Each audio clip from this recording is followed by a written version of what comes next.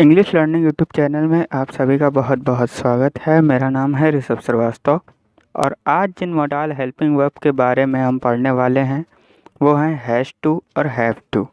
जब भी किसी वाक्य से करना है या किसी काम को करना पड़ता है, इस तरह का सेंस आता है, तो किस तरह से हैज़ टू और हैव टू का प्रयोग किया जाए, ये बात उदाहरण के माध्यम से इस वीडियो लेक्चर में आपको बताऊंगा।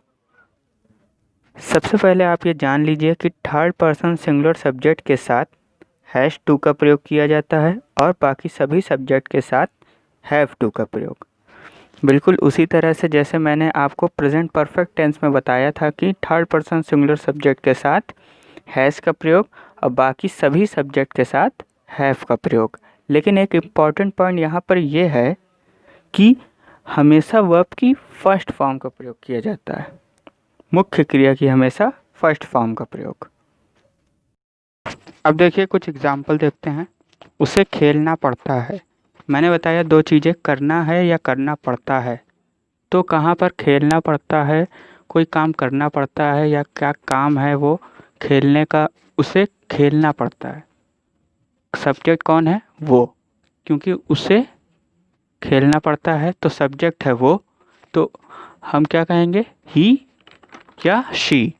मान लेते हैं कि ये एक पुरुष है तो हम ही का यूज़ करते हैं, अगर स्त्री है तो शी का यूज़। उसे खेलना पड़ता है, सब्जेक्ट है वो। कैसा सब्जेक्ट है? थर्ड पर्सन सिंगुलर सब्जेक्ट है।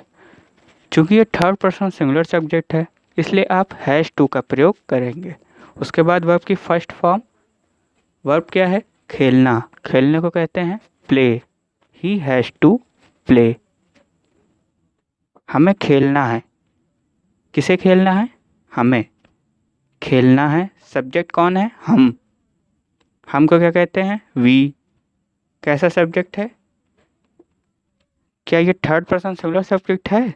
नहीं, ये कैसा सब्जेक्ट है? फर्स्ट पर्सन प्लूरल सब्जेक्ट है। ये बात आपको बताया जा चुकी है। सब्जेक्ट है वी। चूँकि ये थर्ड पर्सन सिंगुलर सब्जेक्ट नहीं है, ये तो फर्स्ट पर्सन प्लूरल सब्जेक्ट है, तो मैंने आपको बताया था बाकी सभी सब्जेक्ट के साथ हैव टू का प्रयोग। तो हम कहेंगे we have to play. Ramesh को जाना है। रमेश कैसा सब्जेक्ट है? थर्ड पर्सन सिंगुलर सब्जेक्ट है। Ramesh has to go. इसी तरह से देखिए सेंटेंस, राम को पढ़ना है। Ram has to study. Suraj को खेलना है। Suraj has to play. Hrithik को उठना पड़ता है। Hrithik has to wake up, या आप कह सकते हैं Hrithik has to get up. Get up और वेक अप उठने के लिए दोनों का यूज़ किया जाता है। इसी तरह से कुछ इंटरोगेटिव सेंटेंस लेते हैं। तुम्हें कब खेलना है। अब यहाँ पर WH फैमिली व्हेन का प्रयोग किया गया है।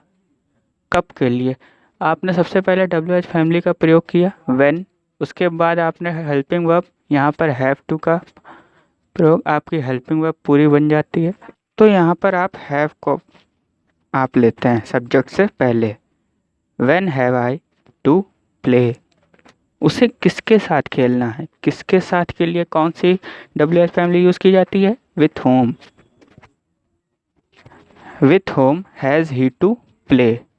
हमें कहाँ नहीं खेलना है। ये ऐसा इंटरोगेटिव सेंटेंस है जिसमें नॉट का प्रयोग भी हुआ, और मैंने ये बात टेंस के वीडियो लेक्चर में बताई थी कि जब भी इंटरोगेटिव सेंटेंस में नॉट का प्रयोग किया जाता है तो हमेशा सब्जेक्ट के तुरंत बाद यूज़ किया जाता है, और WH फैमिली का प्रयोग हमेशा सब्जेक्ट से पहले, सबसे पहले, और उसके तुरंत बाद हेल्पिंग वर्ब। तो यहाँ पर WH फैमिली है where. Where have we not to play. हमें बाजार जाना पड़ता है। We have to go to market. तुम्हें कब तक स्कूल में रहना पड़ता है? Until when have you to stay at school. तो इस तरह से इस वीडियो लेक्चर में आपने हैज़ टू और हैव टू के बारे में कुछ बेसिक कॉन्सेप्ट की जानकारी ली। जैसे जैसे आप प्रैक्टिस करते जाएंगे चीज़ें अपने आप आपको क्लियर होती जाएगी। कोई भी क्वेरी हो, कोई भी प्रश्न हो, आप हमें बेझिझक पूछ सकते हैं। हम आपके सभी प्रश्नों के उत्तर देंगे। आप हमारे टेलीग्राम ग्रुप से भी जुड़ सकते हैं, जिसका लिंक मैं आपको डिस्क्रिप्शन में दे दूँगा। मिलते हैं नेक्स्ट वीडियो लेक्चर में कुछ और मॉडल्स के साथ। तब तक के लिए विदा लेंगे। धन्यवाद।